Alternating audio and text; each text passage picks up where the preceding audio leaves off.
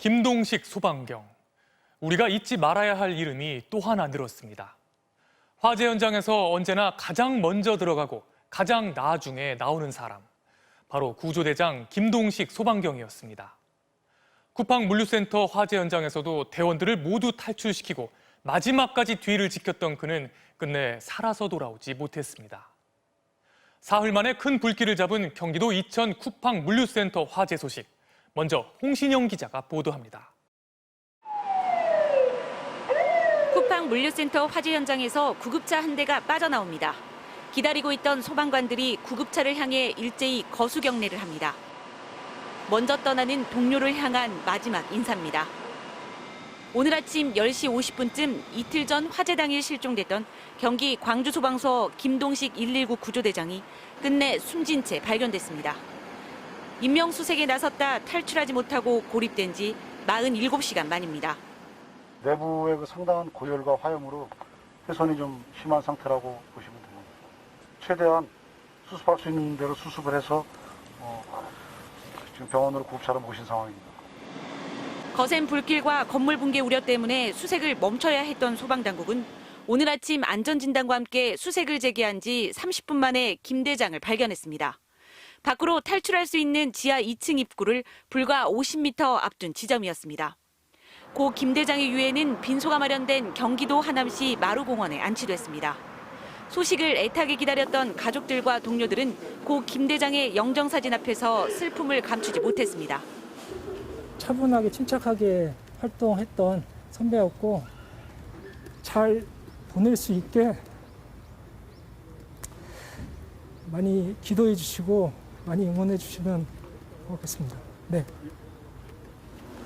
문재인 대통령은 조화를 보냈고 김부겸 국무총리는 빈소를 찾아 조문했습니다. 경찰 수사 전담팀은 정확한 사인 규명을 위해 내일 국립과학수사연구원에 고 김 대장에 대한 부검을 의뢰할 예정입니다. 고 김 대장은 순직 처리되며 연결식은 오는 21일 경기도청장으로 거행될 예정입니다. MBC 뉴스 홍신영입니다. 이번엔 코로나19 소식입니다. 오늘 코로나19 신규 확진자는 482명으로 나흘 만에 다시 500명 아래로 떨어졌습니다. 수도권을 중심으로 곳곳에서 산발적인 집단 감염이 잇따르고 있긴 하지만 일주일간 평균 하루 확진자 수는 다소 줄어드는 추세입니다. 이를 감안해 내일 새로운 거리두기 개편안이 발표됩니다. 곽동건 기자입니다.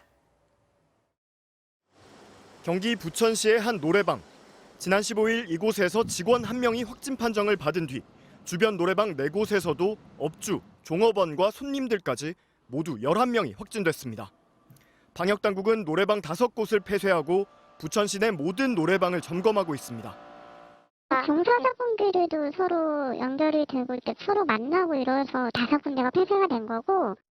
경기 이천의 인력사무소와 용인의 한 초등학교에서도 각각 10여 명이 확진되는 등 직장과 학교 같은 일상생활 속 감염은 계속되고 있습니다. 그러나 전체적인 유행의 규모는 다소 감소 추세를 보이고 있습니다. 이번 한 주간 신규 확진자는 하루 평균 471명꼴, 지난주보다 70명이 넘게 줄었고 2주 전 하루 평균 595명이 확진된 데 비하면 20% 정도 감소했습니다. 백신 접종의 속도가 나고 있는 데다 계속된 거리두기의 효과도 더해진 것으로 평가됩니다.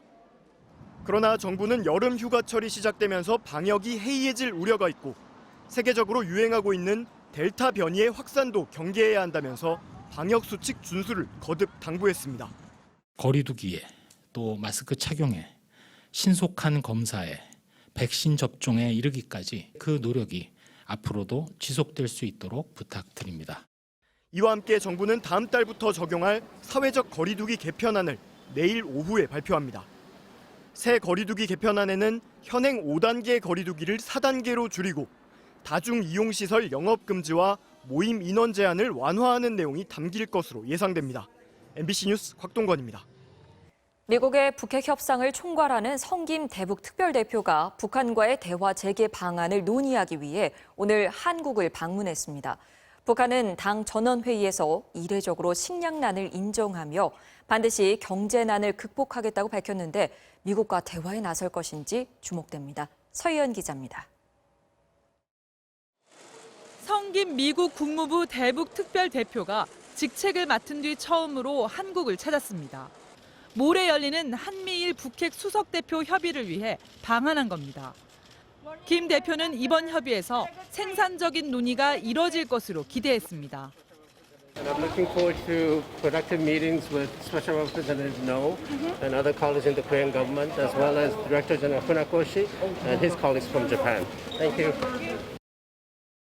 어제 미국 바이든 행정부를 향해 대화 가능성을 내비쳤던 북한은 오늘 당 전원회의의 마지막 메시지로 경제난 극복을 내세웠습니다. 김정은 북한 노동당 총비서는 이번 전원회의에서 이례적으로 식량난을 인정했는데 어려운 상황에서 체제를 결집하기 위해 희망적인 미래를 제시한 겁니다. 현 난국을 반드시 해칠 것이며 혁명 사상과 위협에 끝까지 충실할 것이라는 것을 당중앙위원회를 대표하여 엄숙히 선서하셨습니다. 북한이 이 같은 위기를 타개하기 위해서는 한반도의 안정적 관리와 대외 협상이 필요할 것이라는 분석이 나오고 있습니다. 김정은 총비서가 미국과의 대화에 준비돼 있어야 한다고 언급한 것도 위기 극복 방안의 연장선상으로 볼 수 있다는 겁니다. 성김 대표의 이번 방한이 북한을 대화 테이블로 끌어들일 방아쇠로 작용할 가능성도 있습니다. 미국이 북한이 긍정적으로 받아들일 그런 메시지를 전달한다고 하면은 어떤 대화의 방향으로 한 발 더 나올 수 있을 거라고 봅니다. 통일부도 북한이 이전보다는 자제되고 유연한 메시지를 발신했다며 북한의 대남과 대미 후속 조치를 예의주시하겠다고 밝혔습니다. MBC 뉴스 서혜연입니다. 더불어민주당의 대선 경선 일정을 둘러싼 내부 분쟁이 커지고 있습니다. 경선 연기를 요구하는 이낙연, 정세균계 의원들이 의원총회 소집 연판장을 돌리자 이재명계 의원들이 그러면 파국이라고 경고 사격에 나섰습니다. 내일 당 지도부 비공개 회의가 중대 기로가 될 전망입니다. 김재경 기자의 보도입니다. 이낙연, 정세균계 의원 60여 명이 대선 경선 연기가 필요하다며 의원총회 소집을 요구하는 연판장을 민주당 지도부에 제출한 가운데 추격의 시간이 필요한 정세균 전 총리도 직접 지원 사격에 나섰습니다.